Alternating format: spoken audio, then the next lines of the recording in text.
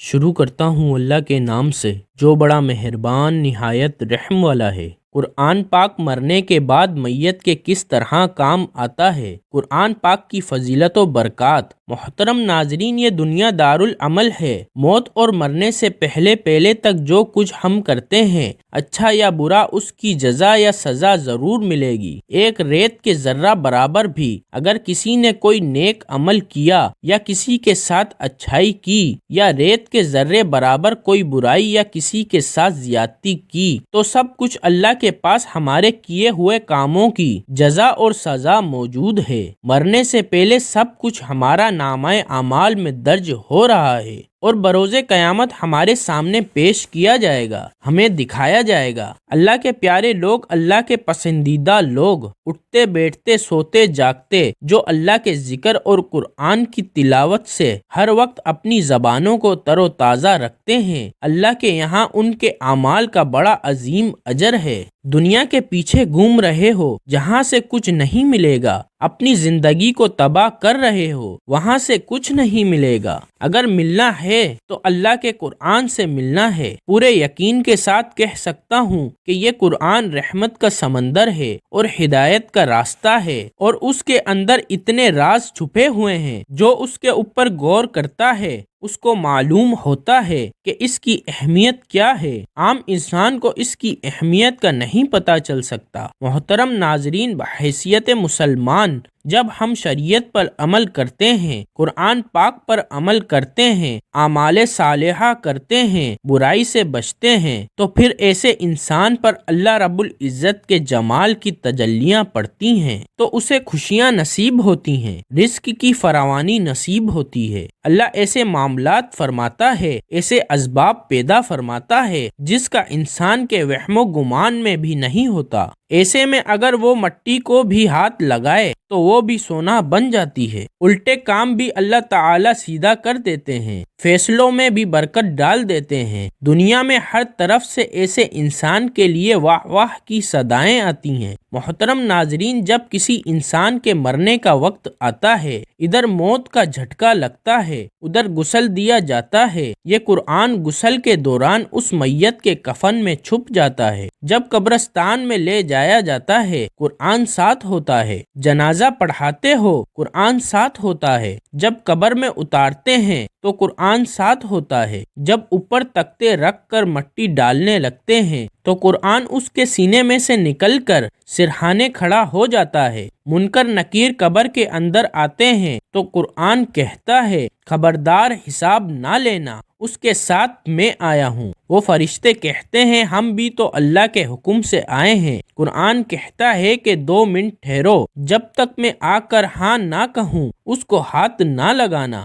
حضرت عبادہ بن ثابت رضی اللہ تعالی عنہ فرماتے ہیں، رسول اللہ صلی اللہ علیہ وآلہ وسلم یہ کہہ کر رو پڑے، فرمایا قرآن اللہ کے دربار میں جا کر گڑ گڑانے لگتا ہے، کہتا ہے اللہ تیرا مہمان آج ہی قبرستان میں آیا ہے۔ فرشتے اسے ڈرا رہے ہیں، اے اللہ اپنے فرشتوں کو واپس بلا لے، میں گواہی دیتا ہوں مجھے پڑھا کرتا تھا۔ اللہ فرماتا ہے ٹھیک ہے۔ جب یہ قرآن قبر کے اندر واپس آ جاتا ہے، میت سکون سے لیٹی ہوتی ہے، فرشتوں کو دیکھتا ہے کوئی نہیں۔ قرآن میت کو آواز دیتا ہے، میں تیرے سے تھوڑی دیر کے لیے جدا ہوا، مجھے صحیح بتا، تجھے کسی نے ستایا تو نہیں، کوئی کیڑا تو نہیں آیا، کوئی بچھو سانپ تو نہیں آیا، ستایا تو نہیں؟ کہتا ہے وعدہ کر کے آیا ہوں، تو یاری میرے ساتھ لگا کے آیا، تجھے کوئی نہیں ستائے گا۔ قرآن میت کو کہتا ہے میں تیرے سے دور جا رہا ہوں، ملاقات کے لیے روزانہ آتا رہوں گا،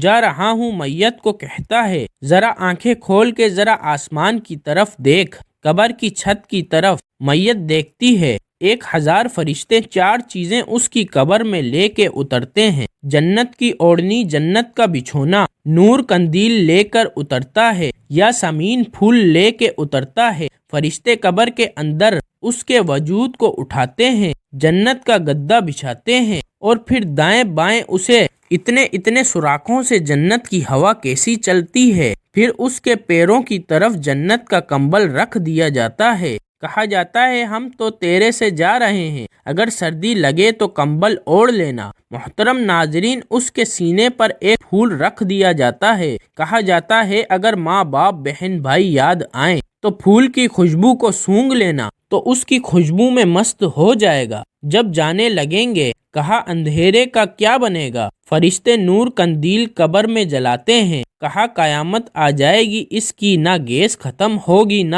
تیل ختم ہوگا، قیامت تک یہ جلتا رہے گا۔ جب قرآن پاک اس کی قبر سے جاتا ہے کہتا ہے بے فکر ہو جا، اللہ سے وعدہ کر کے آیا ہوں، قیامت کی صبح تک تجھے اٹھانے بھی کوئی نہیں آئے گا۔ حدیث پاک میں آیا پھر قرآن روزانہ میت کے گھر میں آتا ہے۔ اگر بیوی نے برقع اوڑھ لیا، بچے مدرسے میں داخل ہو گئے، بیٹے نے قرآن پاک پڑھنا شروع کر دیا تو یہ اللہ کا قرآن میت کو جا کر خوشخبری سناتا ہے اور کہتا ہے تیری اولاد سنبھل گئی، تجھے مبارک ہو، تو لیٹا رہے، کھاتا تیرا کھلا رہے گا۔ فرمایا اگر اولاد بگڑ گئی، بیوی کے سر سے دوپٹہ اتر گیا، قرآن ایسی خبریں جا کر میت کو نہیں بتاتا، اس کا دل دکھے گا۔ صحابہ کہنے لگے یا رسول اللہ صلی اللہ علیہ وآلہ وسلم پھر کیا ہوتا ہے؟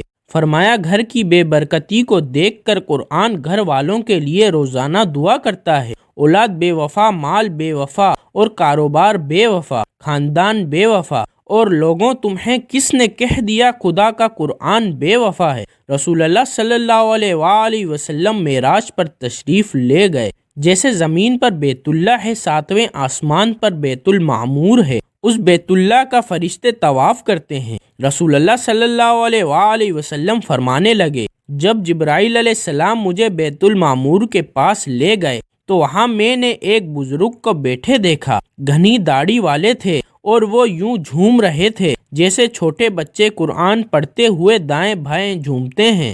میں نے جبرائیل علیہ السلام سے پوچھا یہ کون ہے؟ کہا آپ کے والد ابراہیم علیہ السلام ہیں۔ کہا قرآن تو میرے اوپر نازل ہوا، پڑھ ابراہیم علیہ السلام رہے ہیں۔ پوچھا یہ بچے کون ہیں جن کو یہ قرآن پڑھا رہے ہیں؟ فرمایا نبیوں کی اولادیں، یوسف علیہ السلام کی اولادیں، نوح علیہ السلام کی اولادیں۔ فرمایا بچہ قرآن پڑھنے گیا، 10 پارے ختم ہو گئے، پڑھتا پڑھتا فوت ہو گیا۔ اس کا باپ کہتا ہے کاش قرآن کا حافظ بن جاتا۔ اے محمد صلی اللہ علیہ وآلہ وسلم دنیا کے اندر جا کر اس کے باپ کو مبارکباد دینا جو بچہ قرآن ادھورا چھوڑ کے آیا۔ 7ویں آسمان پر ابراہیم علیہ السلام انہیں قرآن کا حافظ بنا رہے ہیں۔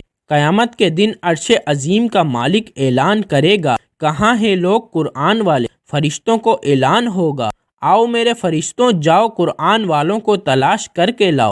پروردگار عالم کے حکم پر فرشتے قدم اٹھائیں گے، فرشتے مڑ مڑ کر دیکھیں گے کیا ہوا؟ یا اللہ قرآن والوں کو تلاش کر کے لائیں، ان کی نشانی کیا ہے؟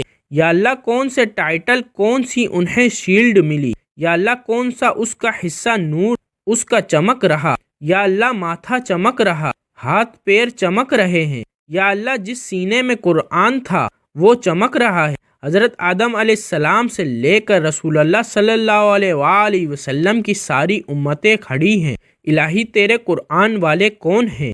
سنو اللہ فرماتے ہیں آؤ فرشتوں میدان محشر میں جتنے مرد اور بوڑھے بچے کھڑے ہیں ہر ایک کے منہ کو سونگھتے رہو، جس کے منہ سے عنبر کی خوشبو آ رہی ہوگی وہی میرا قرآن والا ہے۔ حدیث شریف میں آیا فرمایا جب قیامت کے دن یہ امتی اللہ کا بندہ خدا کے دربار میں منہ لٹکا کے آئے گا، اس کے دونوں طرف بادل کے ٹکڑے چلتے آئیں گے، اللہ فرمائیں گے شرمندہ کیوں ہے؟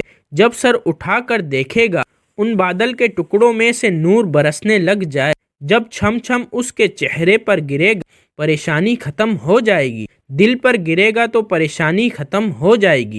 وہ پوچھے گا یا اللہ بھائی کی شکل نہیں، یار کی شکل نہیں، دوست کی شکل نہیں، یہ کون ہے؟ اللہ فرمائیں گے ایک طرف سورہ بقرہ ہے، دوسری طرف سورہ آل عمران، یاد کر رمضان المبارک میں تو نے ختم کیا تھا، تو نے ایک مرتبہ تلاوت کی، انہوں نے بھی وعدہ کر لیا تھا قیامت کے دن جب کوئی سایہ نہ ہوگا ہم سایہ کر کے تیرے سر کے اوپر آ جائیں گے، بھلا جس کے سر پہ قرآن کا سایہ ہو خدا انہیں جہنم میں کیسے ڈال سکتا ہے؟